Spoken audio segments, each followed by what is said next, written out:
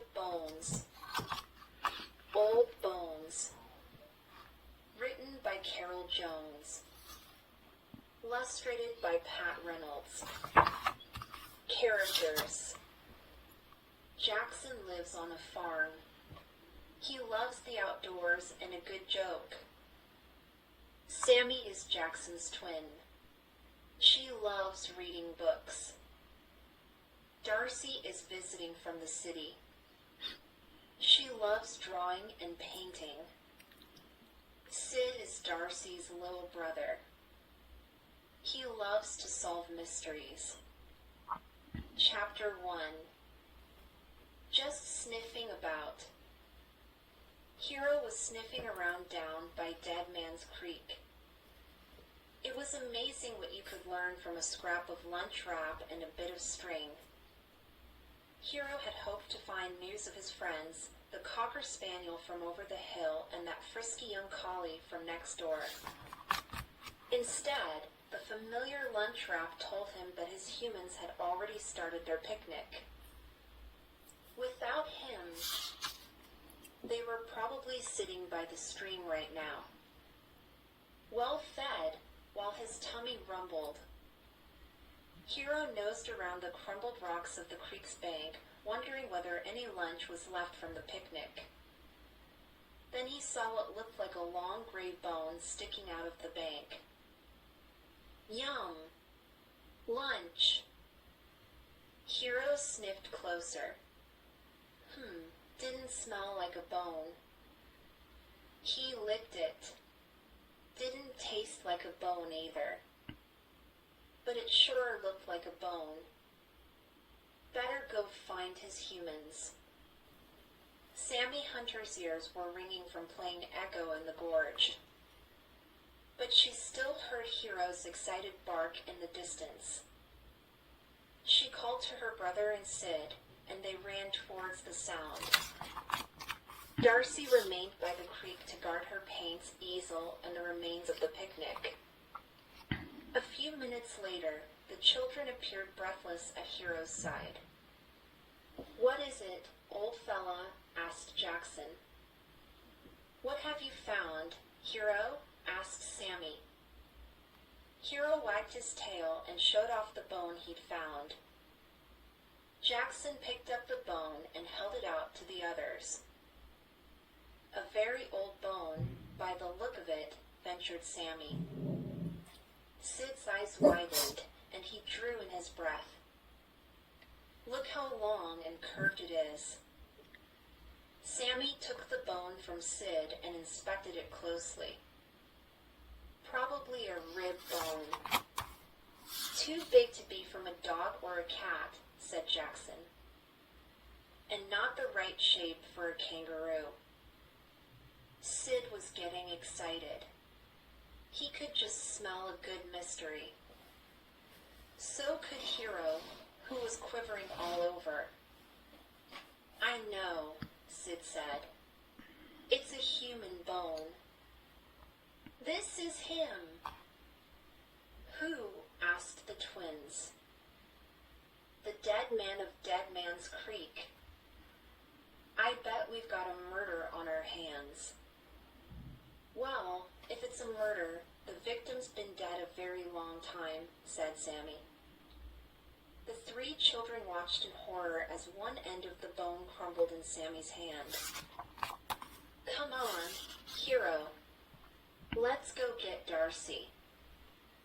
She won't want to miss this." "Bring the picnic basket," suggested Jackson. "We might need something to put the bones in." "And don't forget my camera," added Sid. "I need to take some pictures of this." Hero scampered off with Sammy, wondering if there was anything left to eat in the picnic basket. Chicken would be nice. Chapter 2. Some very cold clues. Trust that dog to sniff out a bone. "Even one as old as this," said Jackson after Sammy and Hero had gone. "He's always thinking of his stomach."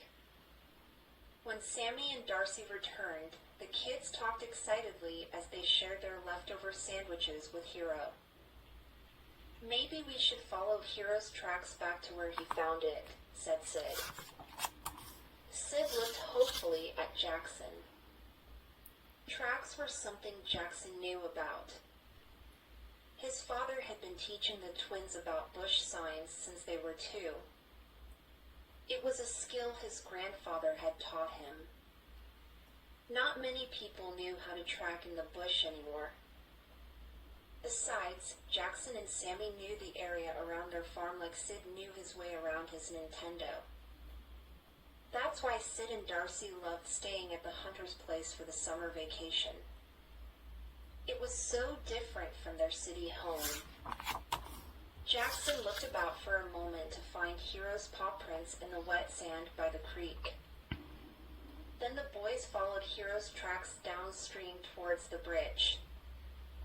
"Here it is," Jackson said after they had been walking for a few minutes. He pointed to what looked like scratches in the dirt at the bottom of the creek bank. "This is where Hero must have dug." The bone was probably sticking out of the creek bank. When the boys peered more closely at the bank, they could see what looked like more bones half buried in the soft rock of the bank. "Phew," whistled Jackson. "I think we found our dead man," Sid. Sid squatted beside Jackson. "I hope Darcy and Sammy get here soon. I need my camera. The police will need some photos for evidence."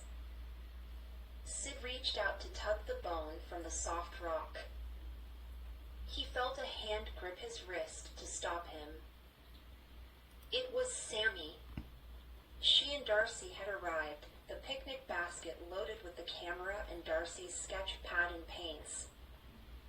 "Better take it easy, Sid," said Sammy. "That could be our great-great-grandfather in there," Jackson grinned. They never did find him. Sid pulled back his hand. Sammy was right. If the bone was human, it had to be very old. "If it's anything like the other bone we found, it needs to be treated with tender, loving care," said Sammy. Darcy laughed. "That's something my little brother wouldn't know much about." "I would, too," exclaimed Sid. "Males can be nurturing, too, you know." Muttered Darcy as she rummaged in the picnic basket for one of her paintbrushes. She began gently brushing the crumbly dirt away from the bone.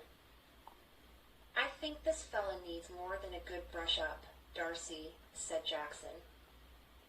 "Maybe we should call the police." "Not yet," cried Sid. "Let's take a look ourselves first." "The clues to this body have been cold for a long time, I think," added Sammy. Darcy kept brushing until she had cleared a few millimeters of dirt away from the bone. Soon the children could see the shape of the bone. It looked like a jawbone complete with teeth. "I thought so," said Darcy. "What?" asked Sid. Sammy leaned closer, blowing the dust away from the bone. "If that's human, I'm a Muttabuttasaurus," she said. "What do you mean?" the kids all asked. "I mean that this is a dinosaur, guys." Chapter 3. Nice Drumsticks. The children sat in the local library peering at the photographs Sid had taken. On the table lay a jumble of heavy books, notepads, and Darcy's sketch pad. "What I don't understand," said Sid, "is why the jawbone is so small. Shouldn't it be enormous? That head can't be any bigger than mine." "And that's not very big," laughed Darcy. "Dinosaurs come in all shapes and sizes," explained Sammy. She had loved dinosaurs since before she could say diplodocus. Just 50 kilometers from here, scientists found the bones of a dinosaur the size of a chicken. Sid peered more closely at the photograph in his hand. Nice drumsticks.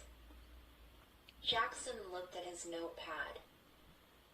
If we compare the measurements I took at the site and the shapes of the bones we found so far, we might be able to discover what kind of dinosaur it is. If it really is a dinosaur, that is. Maybe it's just one of our ancestors' pet dingoes. Everyone laughed. Sammy pointed to a picture in one of the books. Look at this! See the shape of the teeth? That's because it's a plant eater. It looks just like a human jawbone, said Sid. Only much bigger. Sammy's eyes lit up. So if we look through these books for a small plant-eating dinosaur, known to have lived in this area, added Sid, we'll have our dinosaur. Sammy finished happily. But then what do we do with him? 3 pairs of eyes turned to look at Jackson. I mean, do we just leave him there? Maybe we need to find a... Sammy read aloud from her book, Paleontologist. A what? Don't make me say it again, Sammy warned. That's a scientist who specializes in old bones, isn't it? Asked Darcy. Where would we find a paleontologist? At the cemetery? Asked Sid. No, Sid. At the museum. Chapter 4. Ask the expert. Dr. Oldfield arrived from the museum 5 days later. She brought with her 2 students from the university and some big boxes of equipment. I'm so glad you called me, she said to the children as they showed her exactly where Hero had found the bones. We were worried that the bone might crumble completely in the mail, said Sammy. That's why we used so much padding. But did you have to use my socks? Grumbled Sid. When they reached the creek bank where the bones were embedded, Dr. Oldfield bent down with a little brush. Luckily the bones are in sedimentary rock, she explained. Sedimentary rock is soft. If the bones were embedded in hard rock, this could take years. Years, exclaimed the children. We were hoping we could help out during the vacation. That would be excellent, said Dr. Oldfield. With my 2 students from the university and all your help, we should be able to dig this little fellow out in the next few weeks. Do you know what kind of dinosaur it is? Asked Sammy. Not yet, but the teeth suggest a plant eater. Sammy jumped up so suddenly that Hero yelped in surprise. That's exactly what we thought. So you've been doing some detective work of your own? Asked Dr. Oldfield. Being a paleontologist is a bit like being a detective. Except our clues are ancient. Jackson took out a small notebook from his pocket.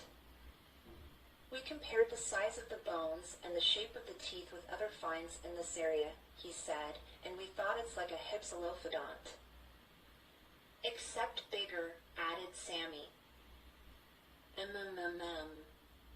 Not bad, said Dr. Oldfield. We'll see. Chapter 5. Jigsaw Bones. Several weeks later, the precious bones had been covered in wet rice paper and strips of hessian soaked in a plaster and water mixture. It looked more like a mummy than fossilized dinosaur bones. Digging up the bones had been a slow, painstaking job. Every scrap of dirt around each bone had to be brushed away carefully. Each bone had been photographed and labeled individually. It had taken weeks. Now the bones were ready to be shipped to the museum for study. A reporter and photographer from the local paper were there to see them off.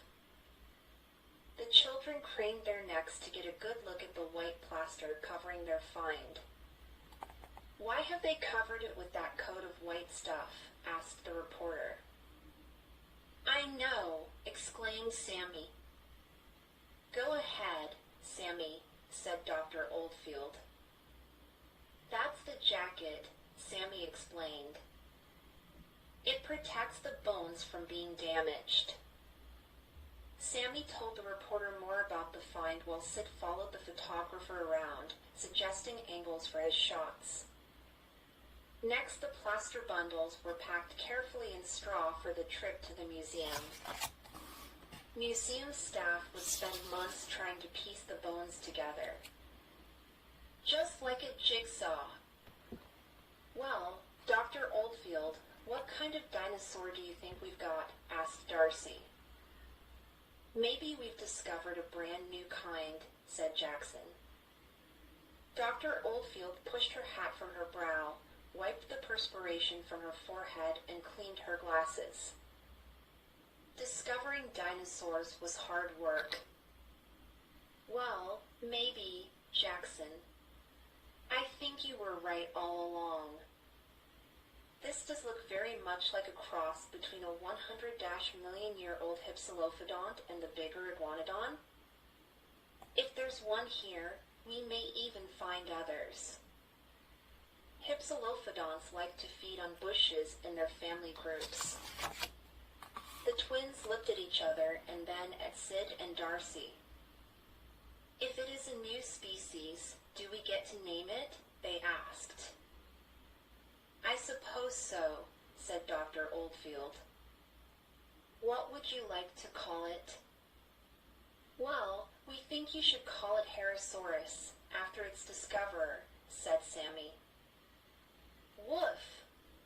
Woof," agreed Hero.